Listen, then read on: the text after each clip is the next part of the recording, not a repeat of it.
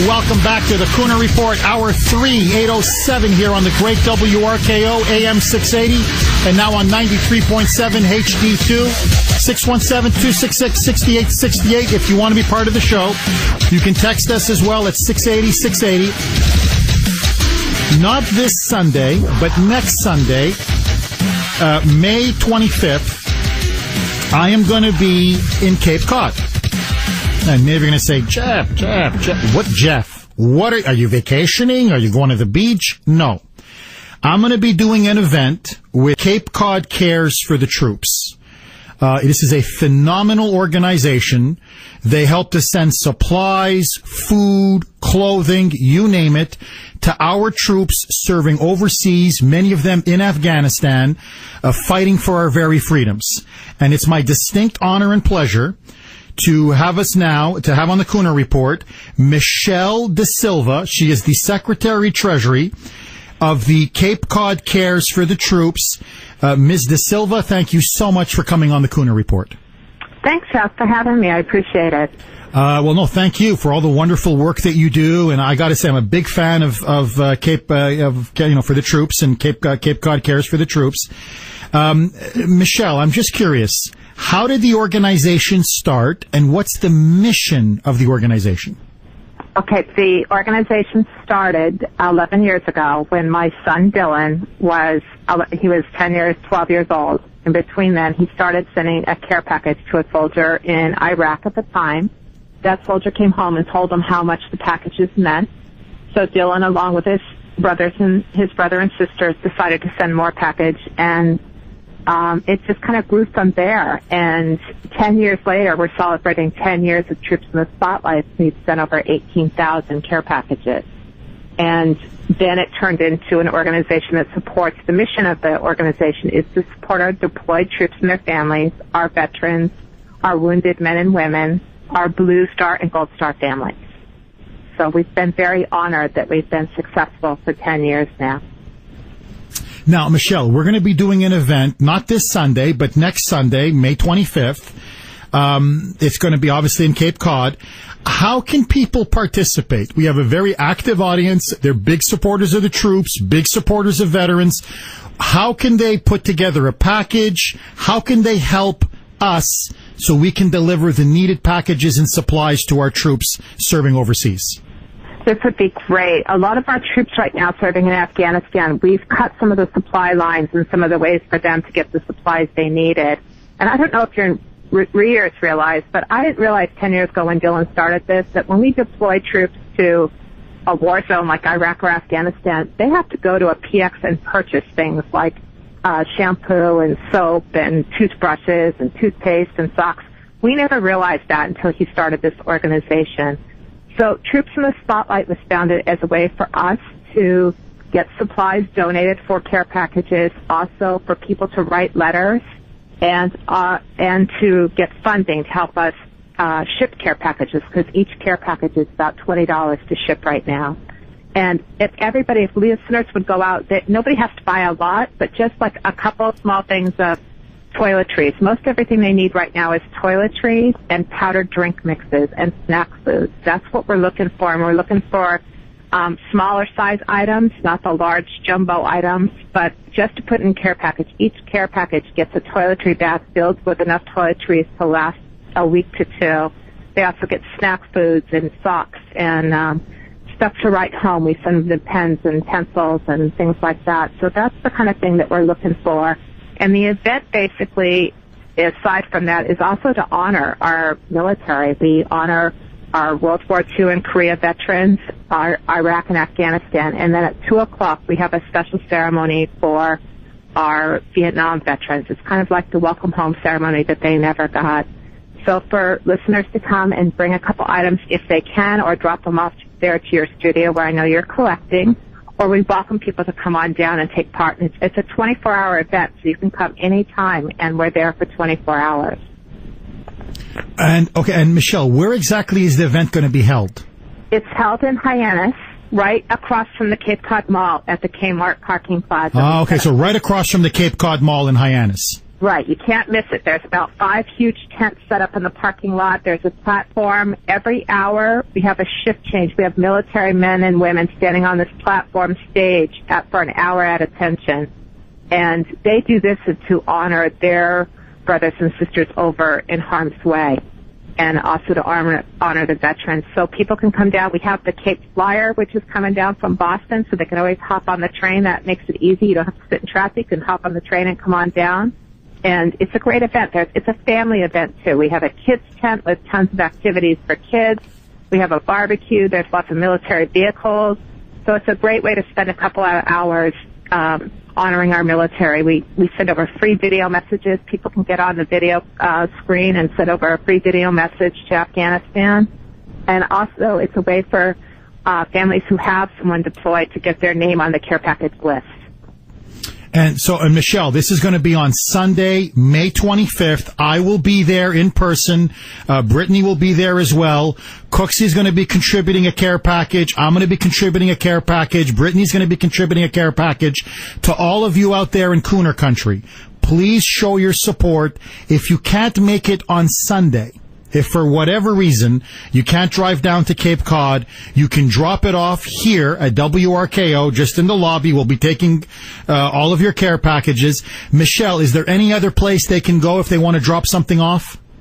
If they're close, we have a lot of drop-off locations on the Cape. So if they live up this way, down this way, they can look on our website and they can find a drop-off location that's close to them. Up in Boston, you guys are our main drop-off site, so people could take any supplies there. We also encourage people to write out cards and letters. We try to put 4 or 5 cards and letters in each care package, so that's always a help. We're always short on cards and letters for the care packages. Michelle, I'm sorry, forgive me, I didn't to cut you off. Go ahead. No, go ahead. Michelle, can you give out your web address? Sure. Where can they find you on the internet?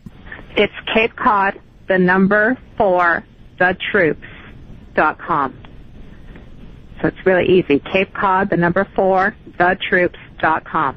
Cape Cod, 4, Cape Cod, 4thetroops.com. .com. And you can see videos and slideshows from not only past troops in the spotlight, but also it's great to see the slideshows that we've put together from the pictures that men and women have sent us back from Afghanistan and Iraq. So you could take a look at those videos, and it's just a great way. It's a great way to bring everybody in the community together on Memorial Day weekend, to really think about what Memorial Day is all about and really to pay honor to our troops and their families. We appreciate you guys doing this. This is great because it gives the people in Boston the opportunity to take part in this event. Michelle, honestly, it's my honor. It's my privilege. Whatever I can do for the troops, I've said it before, I'll say it again. I am behind this microphone. I have the freedoms and liberties to be behind this microphone because of our troops. So I owe them everything. Michelle, I'm getting a lot of texts. People want to know, can they just donate cash at the event in Hyannis? Absolutely. They can donate cash. If they can't make it down, we do accept PayPal on the website. Cash is used to not only support the shipping costs for care packages, but also we do a lot with our wounded men and women down at Fort Belvoir at the Wounded Warrior Transition Unit. So we help out those families with their financial needs. So cash is always good. So we would appreciate that. It helps us to really take down the stuff that we get donated, the items, frees up the money that we can help our veterans more. So that would be great. My friends, I will be there Sunday, May 25th. What time does it start? Michelle, 11 o'clock? It starts at 11:30. There's an opening ceremony at 11:30 that we pay tribute to. That's when we'll actually pay tribute to our Korea and World War II veterans and also our current military members. And we have a ceremony, and from there, right at 12, the first group of military men and women take the stage for the first hour. So it's really impressive to see when they walk up there and stand at attention on this stage. And every hour, it's kind of the changing of God. So the opening ceremony is at 11:30, and then it goes all the way until Monday at noon when we have Renee Rancourt, who sings the national anthem for the Boston Bruins, will sing the national anthem to close our ceremony out on Monday.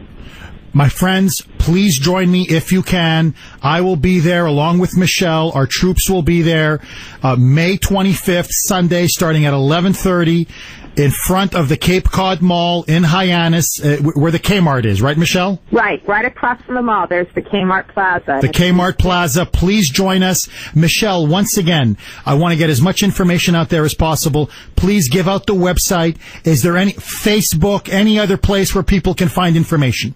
You can. The website is, again, Cape Cod. It's for Cape Cod Cares for the Troops. It's Cape Cod, 4, thetroops.com. You can follow us on Facebook at Cape Cod Cares for the Troops and also on Twitter. So you can follow us any way possible. And then, the website has all of our mailing address for anybody that wants to even mail cards to us. And we encourage kids to draw pictures, and they love putting pictures up in their rooms over in Afghanistan. So even kids that draw simple pictures, they love stuff like that. So it's great. We have been talking. Your support. Oh, I'm sorry, Michelle. Do you want to say something else? No, I just really appreciate, Jeff, that you coming on and helping us. Oh, listen, Michelle, really honestly, it's the least I can do. I can't think of a better way to celebrate Memorial Day weekend than to be with you, your great organization, with the troops, honoring them, thanking them, helping them in the small way that we are. And I want you to know that I'm getting a mother package for the troops. So is Cooksey. So is Brittany. And hopefully people from Kuhner country will respond. They need us. They're in Afghanistan right now, sacrificing their lives for us. The least we can do is show them that we care and that we're thinking about them. I think it's important because I think as things have gone on and the wars have gone on and things like that, people have kind of lost interest and forgotten that we still have so many thousands men and women over there. So I think it's important that they feel our support and know that we're still here for them, that we haven't forgotten about them. We have been talking with Michelle De Silva. She's the Secretary Treasury of the Cape Cod Cares for Our Troops. Once again, the website, Cape Cod, 4, the troops, CapeCod4thetroops.com. You can also find them on Facebook and on Twitter. Michelle, keep up the great work. You're doing the Lord's work, and I can't wait to meet you next Sunday, May 25th, across the Cape Cod Mall in Hyannis. We're looking forward to it, and we're looking forward to meeting all of you and have Dylan meeting all of you, too. It'll be a great event. God bless you, Michelle. Take care. Thank you very much. Have a good day. You too. 617-266-6868. Coming up next, Chris Matthews. Hold on to I'm telling you, don't crash the car, my friends. Chris Matthews, softball on softball, says liberalism will never be defeated. You want to hear why? Don't touch that dial. It's coming on next. Welcome back to the Kuhner Report, 8:23 here on the great WRKO.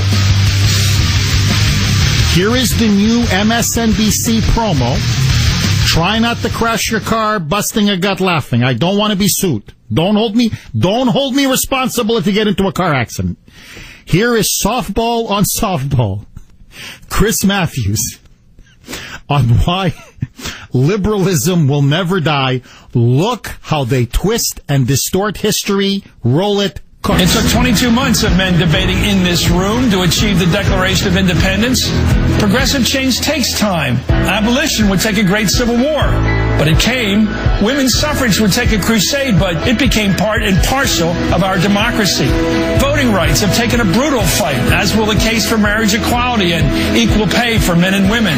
Liberalism always wins eventually, just as it did here in Philadelphia in the sweltering summer of 1776. I swear, this guy, he still got it. I gotta tell you, boy, this guy, when it comes to liberal BS, I swear to you, nobody can do it better, even now, than softball on softball. Where does he come up with this stuff?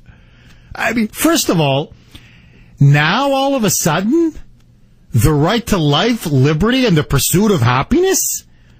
Now suddenly this is a liberal victory, a liberal vision, a liberal dream come true? Softball. Mad Dog Matthews. Mad Dog, correct me if I'm wrong, but it's you liberal academics. It's you liberals. Hell, it's you every time I watch your show. Dead white male slaveholders. George Washington, dead white male slaveholder. Thomas Jefferson, dead white male slaveholder. Alexander Hamilton, another racist, bigoted white man. All I keep hearing from you libs is how racist, how homophobic, how intolerant, how sexist, how oppressive America's founding fathers were. In fact, all you keep telling us is the country was founded upon slavery and the genocide of Indians. We stole their land, according to you. Now, all of a sudden, you're celebrating the sweltering room with the heat in Philadelphia as they debated our independence from Britain. You guys are unbelievable. You've been waging war upon the founding principles of this country going back at least 40 years. Tell me, softball, who's the one trying to destroy our First Amendment? You. Tell me, softball, who is the one calling for basically a high-tech public lynching of Donald Sterling because of conversations he had in private? In private. By the way, illegally obtained through a wiretap, but let that go. The Second Amendment? Who's supporting all the drones and the NSA surveillance? You. Your president. Your man in the White House. The Fourth Amendment. The 10th Amendment. You want to destroy states' rights. You want to destroy state sovereignty. You want to destroy local rights. Almost every aspect of the Bill of Rights you have been trampling and shredding for the last 40 years. Our free enterprise system, you oppose it. Private property rights, you oppose it. Checks and balances, you oppose it. The rule of law, you oppose it. You celebrate a man in the White House today that would make George Washington literally spin in his grave.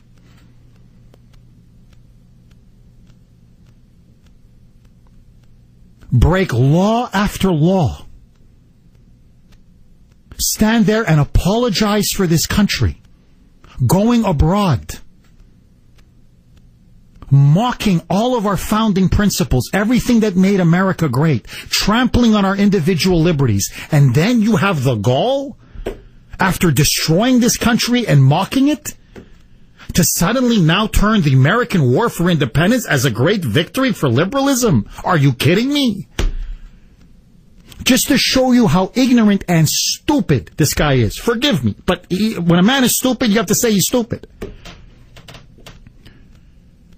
Since when was George Washington or Ben Franklin or Thomas Jefferson a modern-day progressive? I mean, did you read anything by them? Would it kill you to read a book, for God's sakes? The whole American Revolution, the Constitution, was formed against centralized government. Overbearing, centralized, tyrannical government. What do you champion? Centralized, tyrannical government. Since when do you support limited government? Since when do you support states' rights? Since when do you support the free enterprise system? Since when do you support private property? Since when do you defend the sovereignty of the United States? You want to give amnesty to 20 million illegal immigrants. If you knew anything about American history, you would know, here's a fact most people don't know. When the Declaration, in the sweltering heat of Philadelphia, when they read the Declaration of Independence in Philadelphia, there were so many German immigrants and German colonists. They had to read it first in English and then in German. And there was a debate in Pennsylvania whether German should be the second official language. And so our founding fathers said, we can't have that. If you have bilingualism and biculturalism, we'll go the way of Europe. We'll be at each other's throats. So what did they do? They actually cut immigration from Germany or German territories. In other words, they helped seal and secure our borders.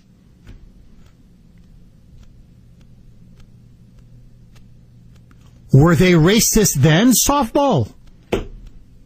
You know, Germans, my name is German, it's Kuhner, we go back 1,000 years. The Kuhner name is actually a very famous German name. Who knows, maybe some ancestors were actually here in America before they went back to the old country, but let that go. blonde hair, blue eyes, pale skin. Everything you stand for is antithetical and opposed to everything our founding fathers want. And I can even prove it to you. We, the Tea Party, used the name that started the American Revolution. We want to restore our constitutional republic. We want to restore our individual freedoms and individual liberties. And what do you call us? Teabaggers. Extremists. So take your pick. Were the founding fathers extremists and teabaggers? Or were they now champions of liberalism? You phony, you hypocrite, you. Your calls next. 617-266-6868. Don't touch that dial. It took 22 months of men debating in this room to achieve the Declaration of Independence. Progressive change takes time. Abolition would take a great civil war. But it came. Women's suffrage would take a crusade, but it became part and parcel of our democracy. Voting rights have taken a brutal fight, as will the case for marriage equality and equal pay for men and women. Liberalism always wins eventually, just as it did here in Philadelphia in the sweltering summer of 1776. Welcome back to the Kuhner Report, 8:37 on the great WRKO. That's softball on softball. Chris Matthews, do you agree? Was 1776 a manifestation of modern-day progressive liberalism? Bill, you're up next. Thanks for holding. You're on RKO. Welcome. Hey, Jeff, how you doing? I'm good. How are you, Bill? Yes, good. Thank you for taking my call. You do take my call, although you shut me off before I can get my point across a couple of, many times. Well, Bill, that's because you threatened to kill me. What? That's because you threatened to kill me, Bill. Oh, no, Jeff, I wouldn't kill you. I mean, Jeff, let's put it this way. I wouldn't threaten to kill anybody. In fact, I've never threatened anybody. Let's get that square right now. I say things on the air maybe that sounds like threats, but I'm not a person. But you don't really mean it, though, Bill. Okay? I would hang you by your you-know-what. Yes, I would. Okay? If you have any. But, yes, but, to outright threaten you, no, I would never threaten anybody's life unless they tried to take mine or I was in defense of my country, my religion. Bill, I get you. No, Bill, I get it. What do you have to say about Chris Matthews? Kuhner. What is Kuhner country? I don't know. You tell me. What is Kuhner country? No, you're always saying Kuhner country. What's Kuhner country? Is that a dog whistle, Bill? And I live in Boston, Massachusetts, and you're from, first of all, you come from Montreal, you go down to the D.C. area, they throw you out there, and you come up here. What's Kuhner country? It's just a name for the audience, Bill. Oh, okay. You know, a shared community of fellow. Do you think it's racist, Bill? You think it's a racist term to say Kuhner country? And the thing about it is this: you're trying to take Chris Matthews, trying to call him a softball because he's trying to promote his way of thinking, and he calls it like. He's soft in the head, though. That's why. He is soft in the head. Well, what are you?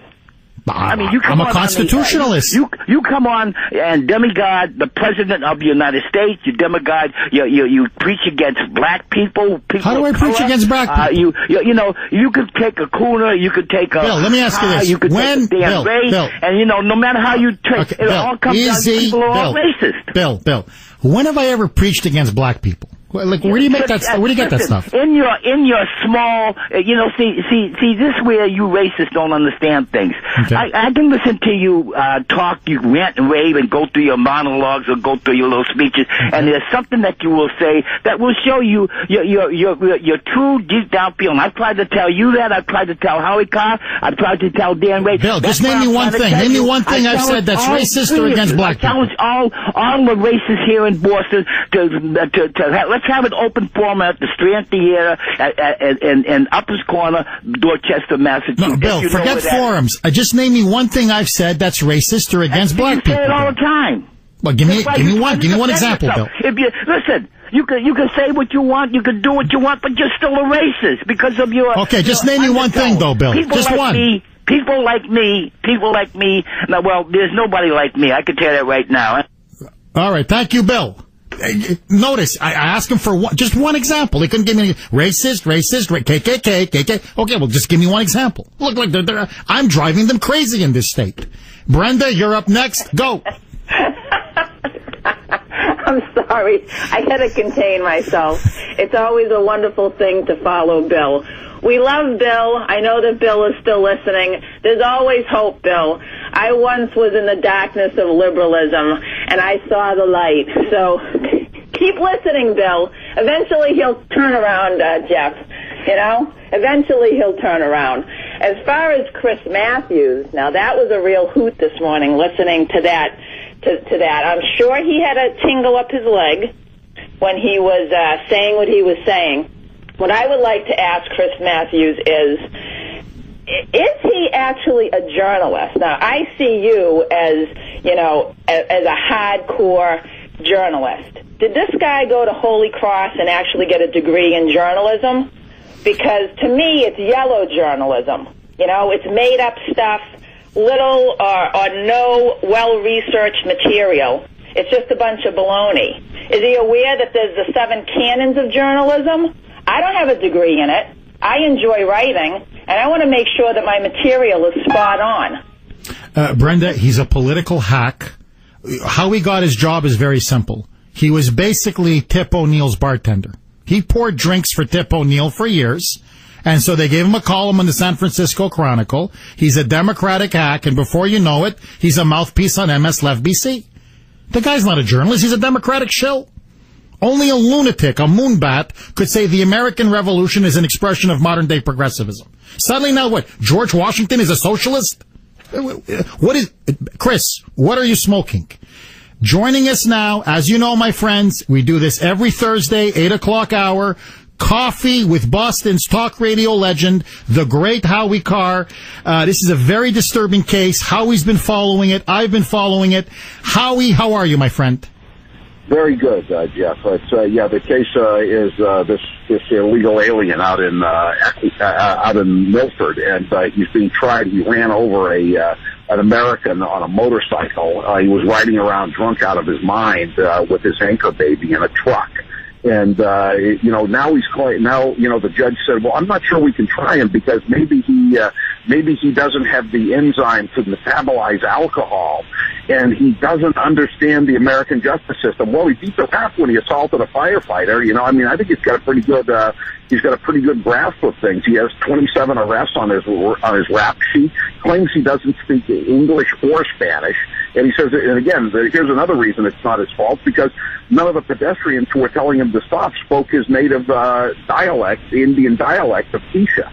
It's just an astounding thing. So of course they wanted to make sure, Jeff, that the jury couldn't get their hands on this case, because the jury is would probably throw the book at him. So they're going to have another judge, maybe not as bleeding heart as the one who said, he didn't have he didn't have an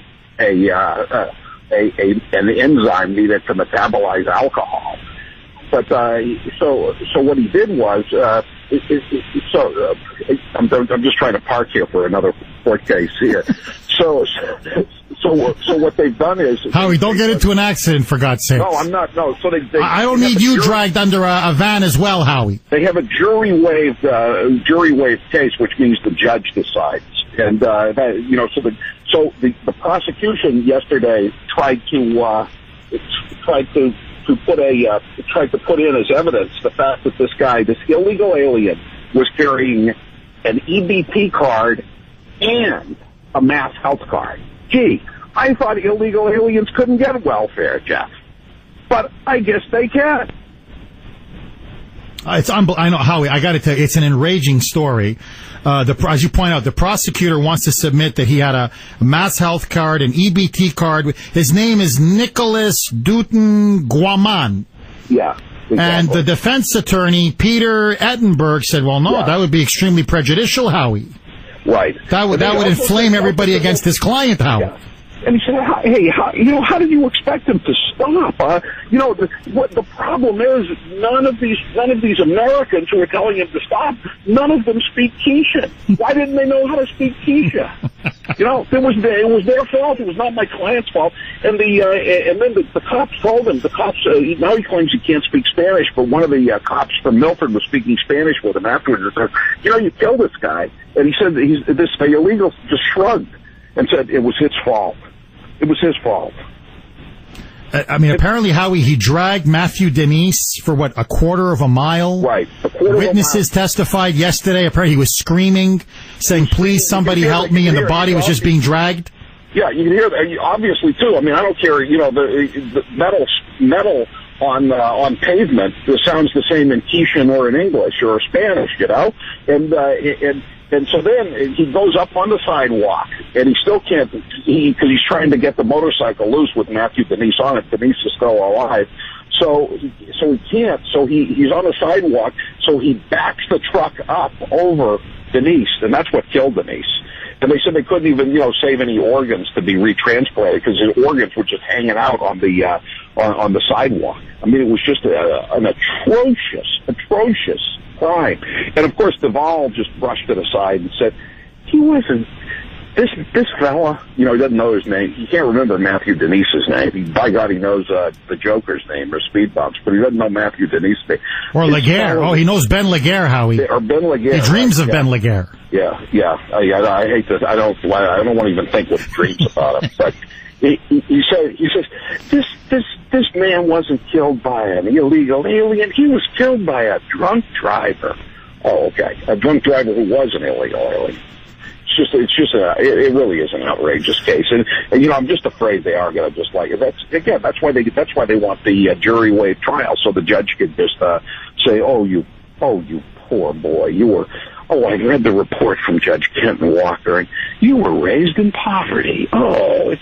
You had such a tough life. You lived in a tent in Ecuador. Oh, it's so bad. If only you'd been receiving more money on your EBT card, you could have had a higher quality of beer in the truck. Maybe you wouldn't have. Maybe you would have stopped for a drink somewhere else. It's just ridiculous. Listen, Jeff. You know where I am now? I'm at the federal courthouse. I'm going into the probation department trial. Now, this is another great one. This is the Hackorama. This is the Whitey Bulger trial of the Massachusetts Hackorama. All these jobs were given away, and now everybody's expressing shock that these people were connected. They have this one guy, Mark Montigny. He's a senator from New Bedford. He is 6 years ago, he was 47 years old. 47 years old. He wanted to get a job in the probation department for his girlfriend. You know how old his girlfriend was? Let me get 18, 17? That right. You're in the ballpark. 21. Well, we have the best person for the job, Howie. We need somebody with a lot of experience and expertise, Howie. Yeah, I know. People are asking me, is she good looking? Is she good looking? And then down the hall from the probation trial, you have the terrorism hearings going on. With these punk kids who threw away the computer. And apparently these guys don't have as many groupies as the Joker does.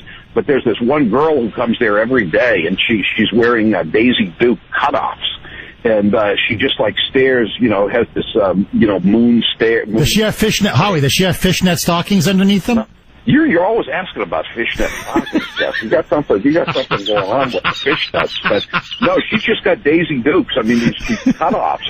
I mean, apparently even the women are going, ma'am, do you really think this is an appropriate outfit? Well, I guess it is an appropriate outfit if you want to be noticed by these terrorists. Unbelievable. Howie, listen, I'm up against it. Before I let you go, buddy, you doing any events, any book signings? Can people reach you, see you, get some books? Sunday, we have a great night of crime. It's at the Busa Fine Wines in Burlington, a convenient location, plenty of parking, a huge building. We're going to have a night of crime there. Before the night of crime, there will be a wine tasting with Joseph Carr Vineyards. Joseph Carr, my cousin, produces superb wines in California. He'll be there. And then we'll also everybody who's there will get a gift from Busa, and then we'll be giving away a couple of pairs of Red Sox tickets. So it's and then if you want to order tickets for the night of crime, again, wine tasting and night of crime, all for the price of one. You can go to HowieCarrShow.com, HowieCarrShow.com. Your receipt is your ticket. The tickets are going fast, but we got a few left. So this is one of the better deals we've had on our nights of crime. We have been talking with Boston's talk radio legend, the great, the one and only Howie Carr. The only T-shirt speaker in the Boston media. As usual, dynamite stuff, buddy. Take care, Howie. See you later, Jeff. Cheers, man. 617-266-6868. You've heard Chris Matthews. Coming up next, check out this one from Ed Schultz. Don't trust trust me. Don't change that dial. Ed Schultz basically goes borderline Holocaust denial. And the left still won't disown him. 8:51 on RKO. All of your calls next. Eric, you're up next on WRKO. Go. Oh, you got me here. I wanted to comment on the Ed Schultz thing that's coming up after this. I just want to let you know on Okay, no, hold on, Eric. Hold on, my friend. I'll get to the Ed Schultz thing. Per your ask, and you shall receive, my friend. You'll be the first caller. Ed Schultz makes an unbelievable tweet. Why this guy still has a job is beyond me. Don't touch that dial. 9 o'clock on RKO. Let's take it to Angela in the newsroom.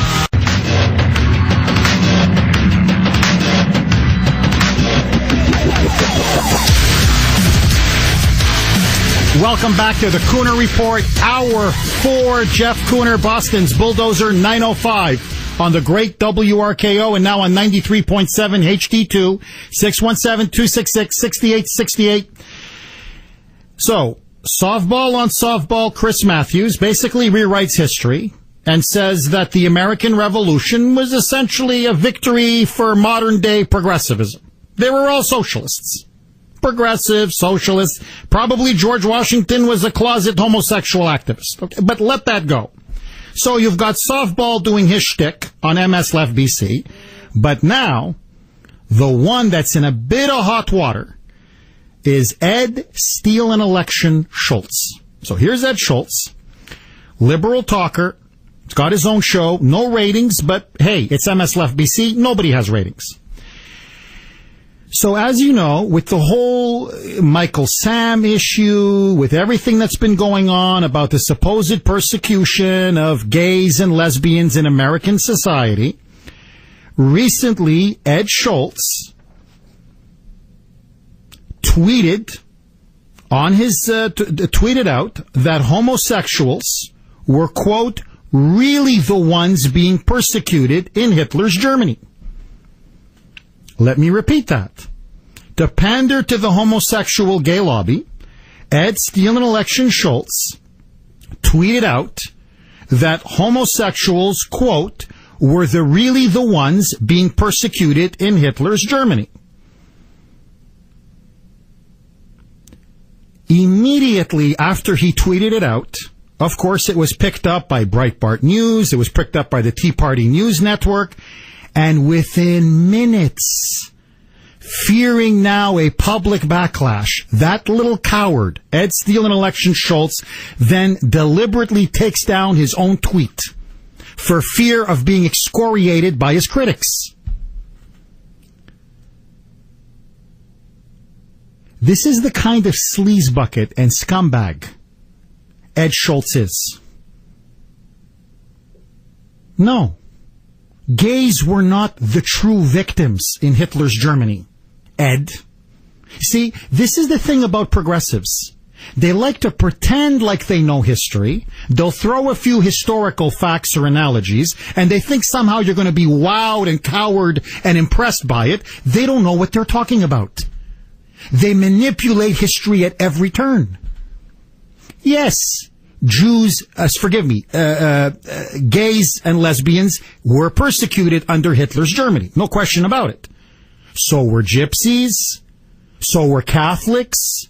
So were many Eastern European Slavs. Millions of Polish Catholics were sent to slave labor camps under the Nazis. But target numero uno, the arch enemy of Hitler, before he got into power, and especially after he got into power. For God's sakes, hasn't this guy ever heard of Mein Kampf? Would it have killed him to read Mein Kampf, as I've done? Hitler was a radical anti-Semite. For him, the Jewish question and the destruction of European Jewry was the basis and the animating force of his entire Nazi ideology and of his entire Third Reich. And now, to pander to the homosexual lobby?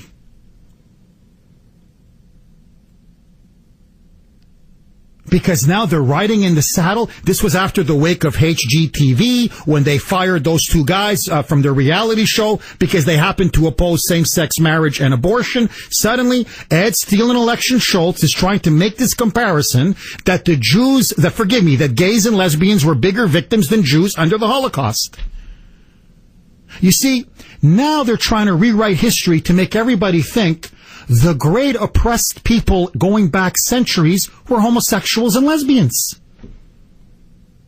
First it was blacks. That was the shtick in the civil rights movement. That all across human history, it was blacks that were being oppressed. Then it was women when it suited their interests. They tried the Latino card for a while. But now, to appease the homosexual lobby, no. It's not. Homosexuals and lesbians, they're the ones that have been the great victims of history. They're the ones that have been truly oppressed. And so now the Third Reich, it was anti-Semitic, but it was really homophobic. According to different historians, and they disagree on the actual numbers, some go as low as 5,000, some go as high as 15,000. It depends which scholar you read.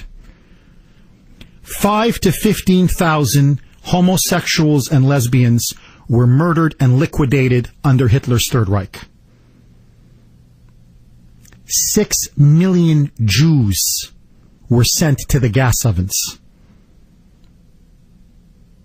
What Ed Schultz said, and let's be clear about this, was borderline Holocaust denial.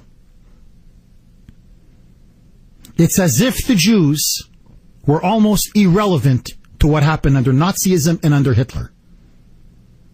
It's borderline Holocaust denial. Now, I'll tell you this. If Jeff Kuhner had said what he said, I'd be out of a job. If Rush Limbaugh tweeted what Ed Schultz tweeted, he'd be out of a job. If Howie Carr, Sean Hannity, Michael Savage, Mark Levin, I could run down the whole list. If they tweeted what this guy tweeted, he'd be gone. Now, I'm not even calling for him to be fired. Because unlike the modern day progressives, liberal fascist thugs, I believe in freedom of speech. And I believe in freedom of expression.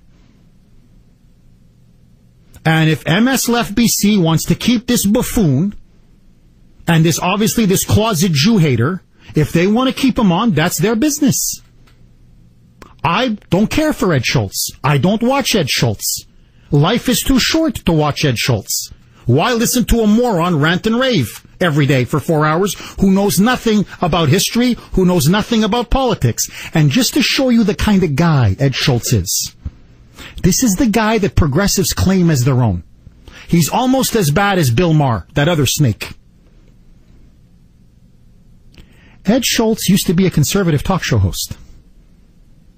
Ed Schultz, in fact, was popular up in the whatever he was, in the plains. And then he wanted to become national. Now, I know this for a fact because I had my sources confirm this to me in the talk radio business. And so what does Ed do? Ed calls up a prominent syndicate.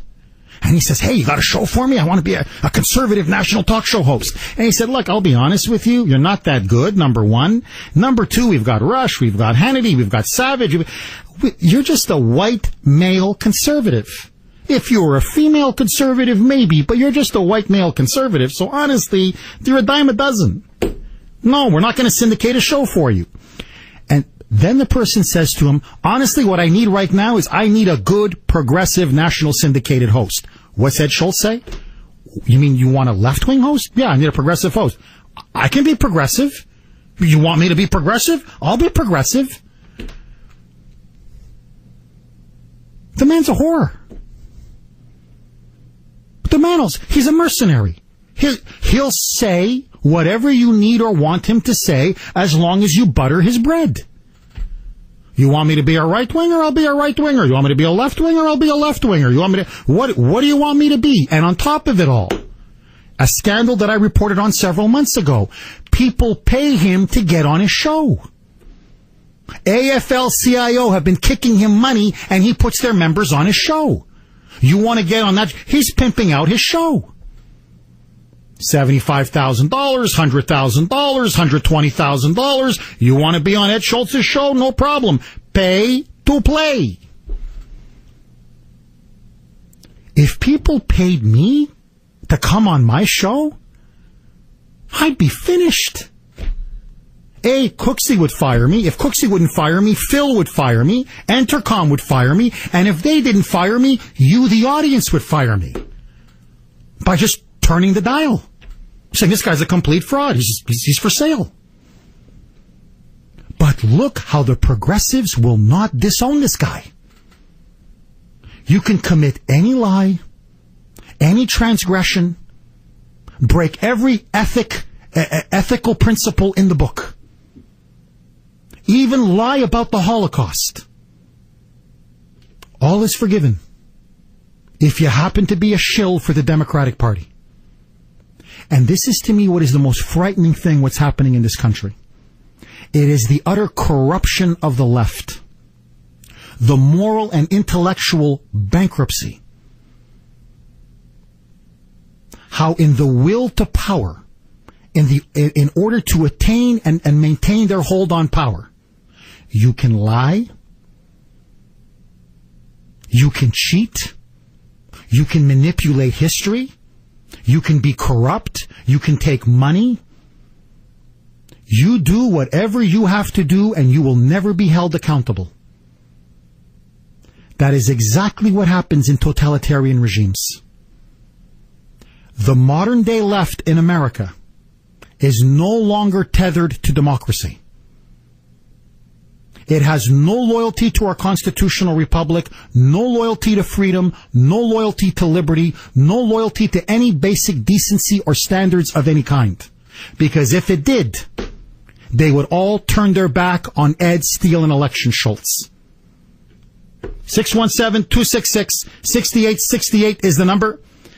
Eric, you're up next on WRKO. Go.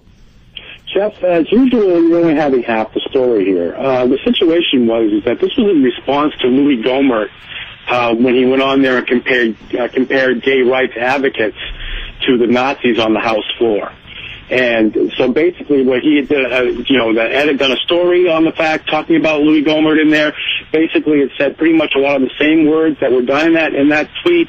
And what it was, he may have been, I'm not sure what, he wasn't trying to say that the Jews weren't, the ones that were really persecuted. What he was saying is that basically in response to Louis Gohmert, when he was saying that, that the gays and all that stuff were basically doing the same things as the Nazis were doing. And he was trying to say, bone up on your history, the Nazis persecuted the gays really, very badly, and that's not something you should really be screaming about, trying to make this comparison, because people use that Nazi comparison way too often.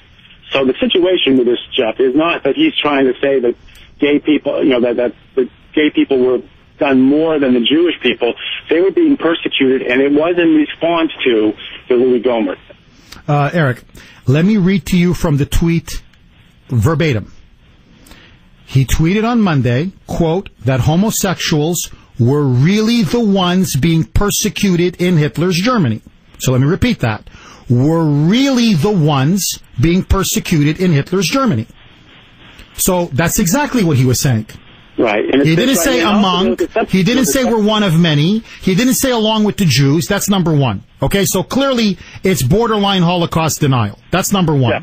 Number two, if he's so proud of his comments, if it's so allegedly historically accurate as you claim, why did he take it down several minutes later? And number three, let's get to Louis Gohmert for a second. It is Christians that are being persecuted by the gay Gestapo. They're being hounded now from job after job after job. Their careers destroyed. Their names smeared and sullied. Their reputations slandered. Their free speech rights under assault. Forget the gays with their at most 15,000 dead. Do you know how many Catholics were decimated by the Nazis? Do you know how many Christians were decimated by the Nazis? They put my grandfather, because he was a Christian peasant, in a Nazi concentration camp for a year and a half. Millions of Christians were destroyed by Hitler's regime. And so Ed Schultz is going to lecture me on who are the real victims of the Nazi regime? Forget the gays. What the gay Gestapo is doing here is exactly what the Nazis were doing to Christians. The only thing they haven't done yet, and it's coming, is to put us in detention or concentration camps. But I'll give you guys about 10 years on that one. Oh, come on, Jeff. You're being really overly dramatic here. Okay, really? Number one, Hitler himself was a Catholic, okay, on top of all that. Okay, cite me your evidence on that. Give me the evidence. Show me one scholar that said Hitler was a devout Catholic. Oh, I can find it for you. You can't find it for me because I've studied Hitler. And you want names? I'll give you names. Alan Bullock wrote the definitive biography on Hitler. Okay? You have Ian Kershaw wrote a 2-volume masterpiece on Hitler. I can keep going on. Hitler was an atheist. Yes, his mother was Catholic. He was raised as a cultural Catholic. His father was not devout, but Hitler said he wanted to exterminate the Catholic Church once he took care of the Jews. In fact, Pope Pius was so petrified of him, that's why he secretly formed an alliance with partisan groups to undermine Hitler at every turn. So this idea that somehow Hitler is a Catholic is a lie. It's a monstrous lie, and you don't have any evidence to back it up because there isn't any. Okay, well, I mean, I can give you... Okay, so that's one. Number two, no, don't say you're going to give me any... Honestly, Eric, there aren't any. And you know there aren't any. Explain to me why 4 million Polish Catholics were perished and died in slave labor camps. Explain that to me. Explain to me why the Nazis ordered the execution of prominent Catholic bishops all across occupied Europe if they dared oppose the Nazi regime. So all the pictures of Catholic bishops giving the Heil Hitler salute, they were just doing it for what? Okay, hold on. I got pictures of Jews in the Warsaw Ghetto who sided with the Nazis. I've got pictures of Orthodox Christians allying themselves with Stalin. What now? Were the Christians part of the Stalinist communist movement now as well? Yes, there were There were local. Whoa! There were local collaborators. There were collaborators on every front. But the fact of the matter is, by your definition, there were some local Jews in the Warsaw Ghetto who collaborated with the Nazis. So were the Jews now? Well, were they part of the Nazi movement? Are Christians, because Orthodox Christians, the Orthodox Russian Church allied themselves with Stalin during World War II, suddenly now, is communism a Christian movement? Eric, with all due respect, that's the problem with you progressives. When it comes to history, you don't know what you're talking about. But look at your bigotry. I know what I'm talking about. Look at your bigotry. Look at you. You have to ally fascism with Christians. You have to claim that Hitler was a Catholic. Why do you hate the Catholic Church so much? Jeff, I'm just saying, he said he was a Catholic. He never said he was a Catholic. Show me where he said he was a Catholic. That's a monstrous lie. All right, I'll find it for you, and I'll post it on your site. Well, fine, go ahead. You can't find it. All right, I will. I'll show you. But forget now. So forget Hitler. You tell me why Ed Schultz should not have to apologize for now saying that the gays were the true victims of Nazi Germany. Explain that one to me, Eric. Jeff, what I'm saying is that there was also a tweet from Ed Show that came up saying that was talking about the Louis Gohmert thing, comparing him to the Nazis. They were promoting that it was going to be later on the show.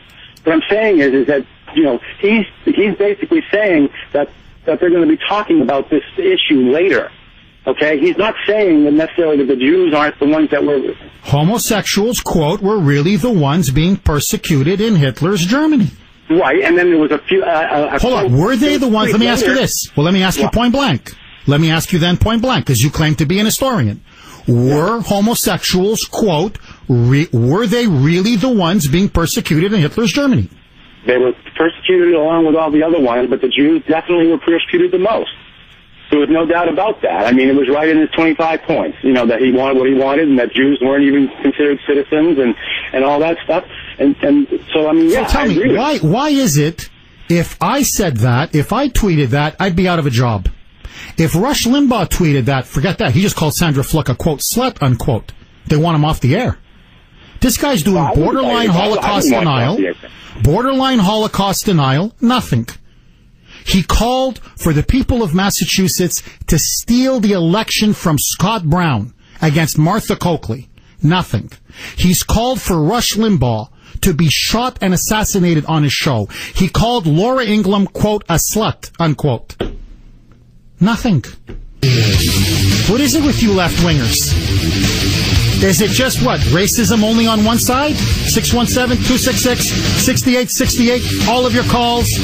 Is Ed Schultz a Holocaust denier? And should he be held accountable? All of your calls next. Welcome back to the Kuhner Report. 926 here on the great WRKO. Danielle, you're up next. Thanks for holding and welcome. Good morning, Jeff. I just want to tell you that recently I was listening to another radio station, and there was a guest on their radio. His name was Scott Levy and Kevin Abraham, and they were talking about a book, the 5th edition, The Pink Swastika. So I did bought it, and they're talking about the goal of Hitler was to legalize pedophilia.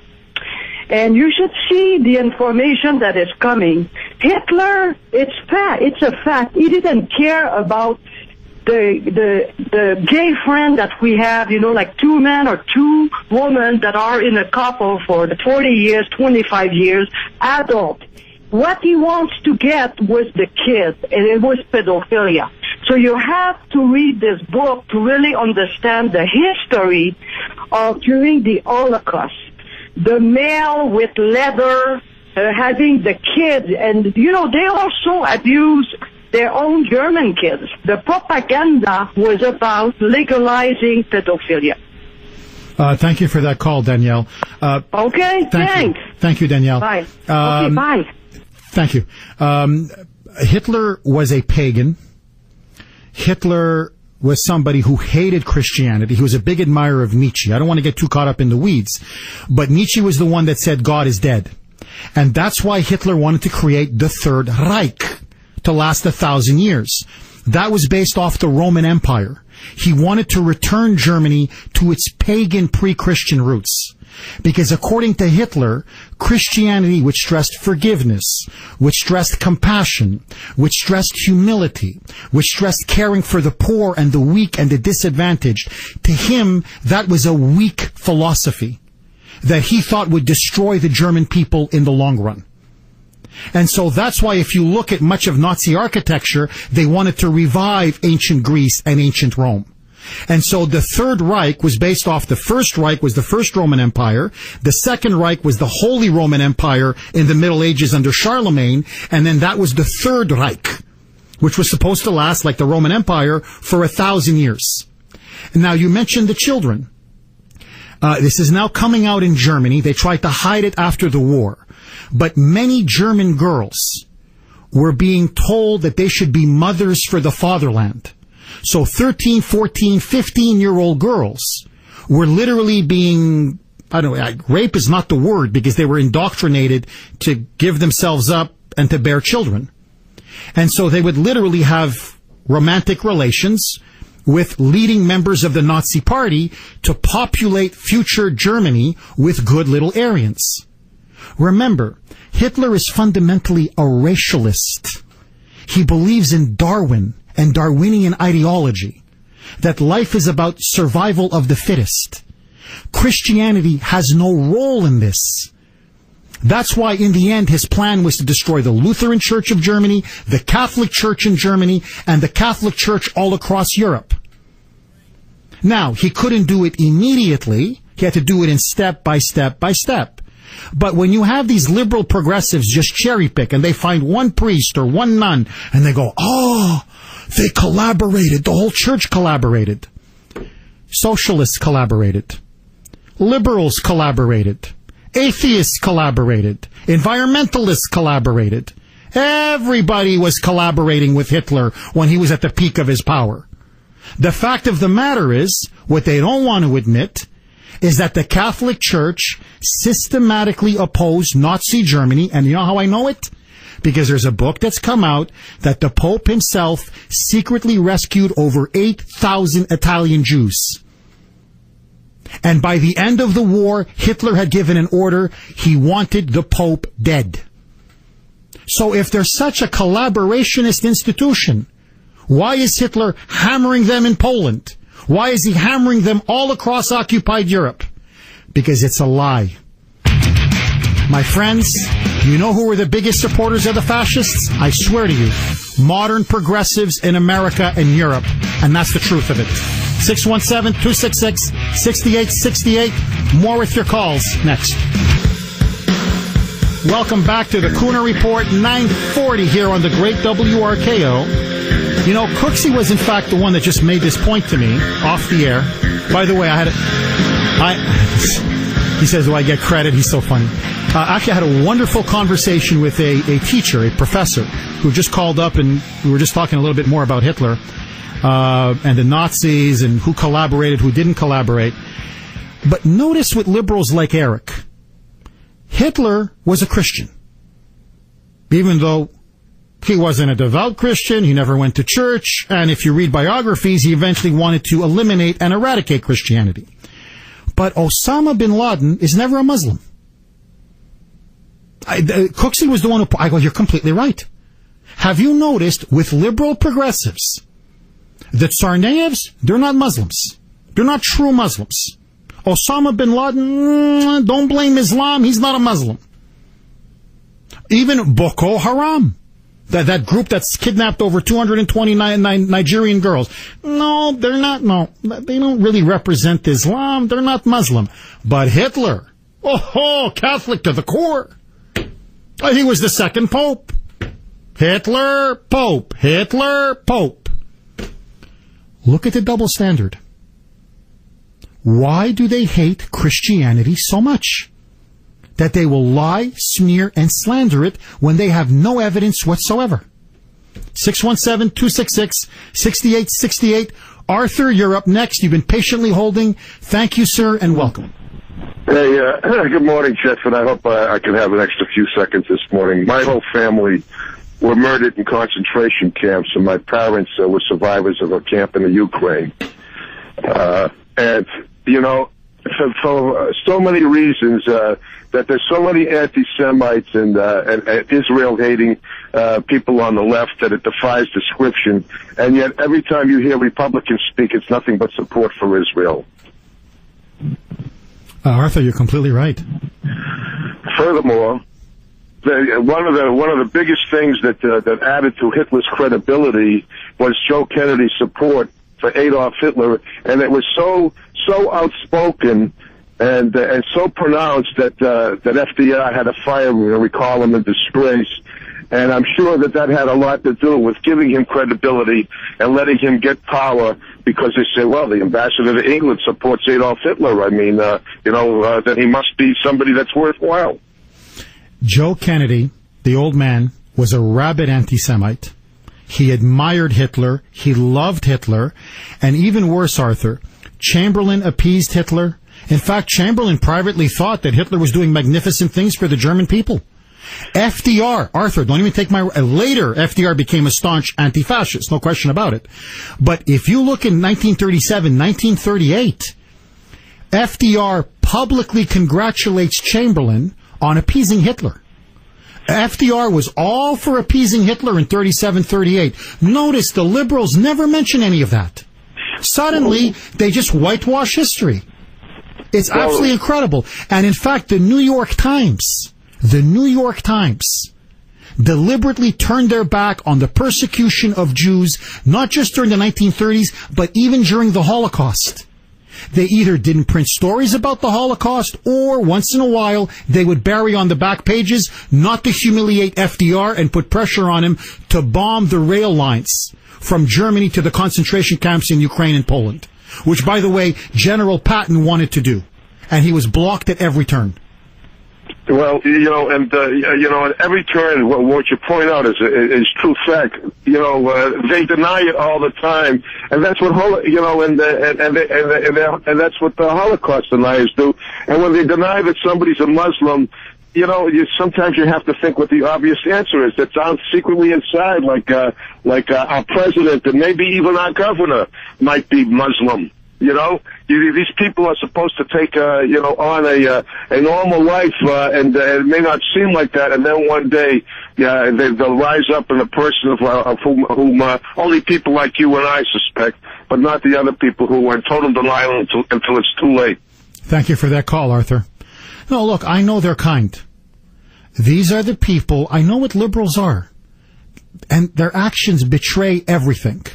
Remember, actions speak louder than words. Forget their words. Look at their actions. They will condemn Jews and Christians because they know that Judaism and Christianity are the religions of peace. Here, I can condemn Benjamin Netanyahu till I'm blue in the face. I can condemn the Torah. I can condemn the Old Testament. I can condemn every rabbi, the chief rabbi of Jerusalem. I can run him down day after night. I'll get emails. I'll get texts. People will call me up and say, Jeff, you're wrong. They'll criticize me. Not one Jew will issue a fatwa or say that I should be killed or murdered.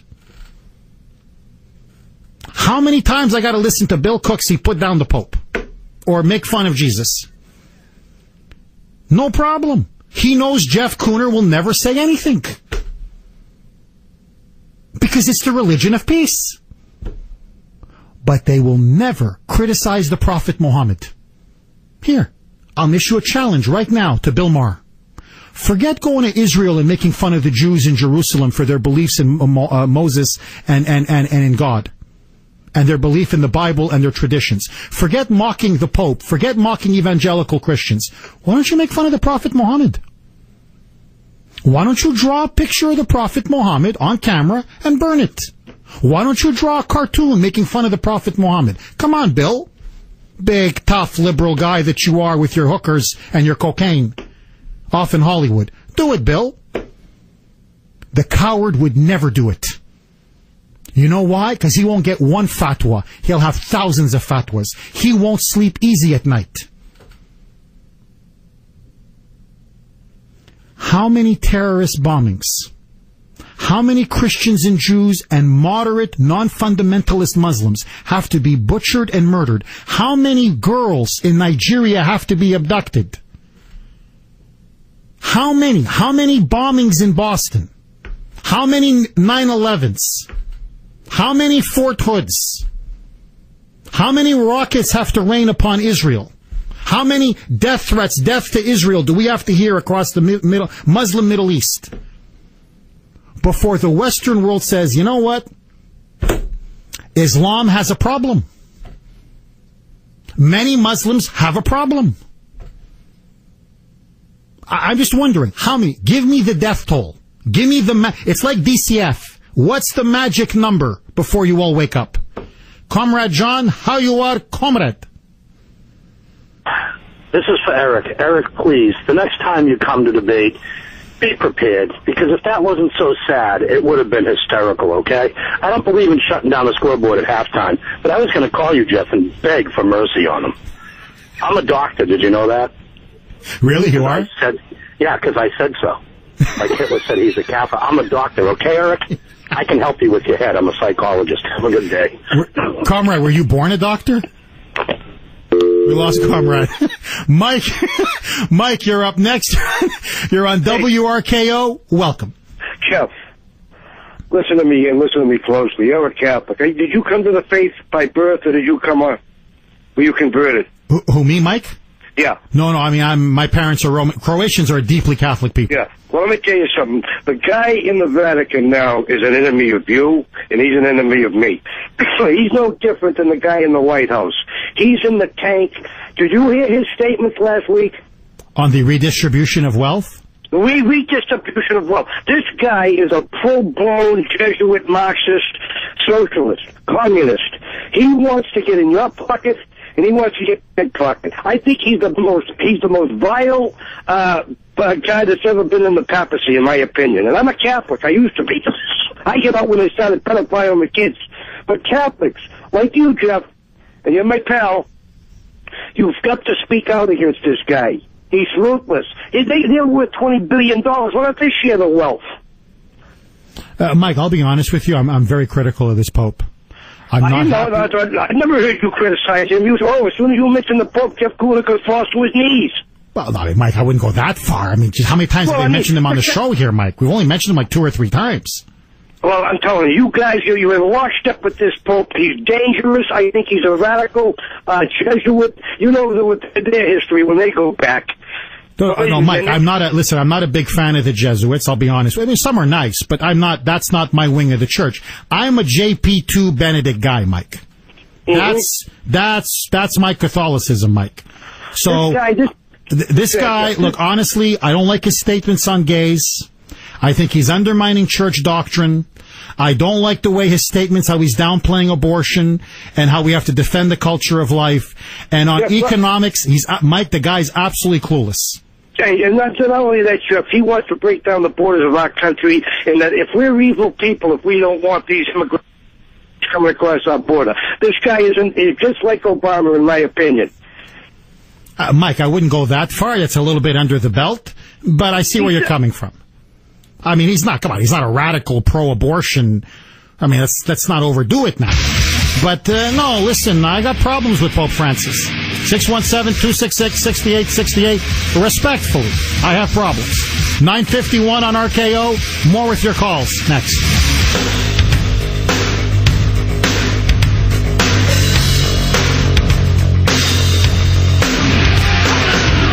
$9:56 here on the great WRKO. Bruce, you've been patiently holding. Thank you and welcome. Yes, I have, but we can forget all about that, just like the Holocaust never happened and all this other stuff. But you were talking about Nietzsche, and I don't want to get off the subject because I really feel that he had one thing good to say, and out of chaos comes order. And I'm not really a big scholar or a big historian, but I know he did say that. And maybe through all this chaos that we're going through, there'll be some order, but it'll be when the Democrats are out of the White House and out of the House of Representatives and out of the Senate, and there's more people like Jeff Kuhner on the air. God bless you, Bruce. You know who's the order? Us. Well? This audience, us. We are the order. The Democrats are the chaos. The liberals are the chaos. We are the order. And I just can't wait till the adults come back and clean house. Lou, you're up next. Thanks for holding. You're on WRKO. Go ahead, Lou. Yeah, hi, Jeff. Hi, Lou. Look, I used to teach Holocaust studies in high school, and I've taken some courses or classes at the Holocaust Museum in Washington. The fact is that, in essence, Hitler thought of himself as the messiah of race. And he and a lot of the members of the Nazi Society belonged to this thing called the Thule Society. And they were basically believed in this Aryan culture, and they even thought it originated in Atlantis and spread to Germany. That's why they sent people over to Tibet to try to find ancestors of the Aryans. They were strictly associated with race. Of course, they persecuted gays. Of course, they persecuted Christians as well, Christians and gypsies as well. But one thing I think you left out. Did you ever hear of Ernst Röhm? Yes. Ernst Röhm was gay. Yes. And he was one of the big rivals of Hitler. Hitler had him killed.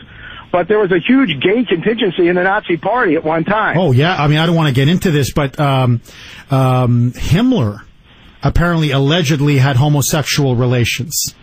There were a couple of key members in the Nazi hierarchy that Hitler knew about. Either they were bisexual or homosexual.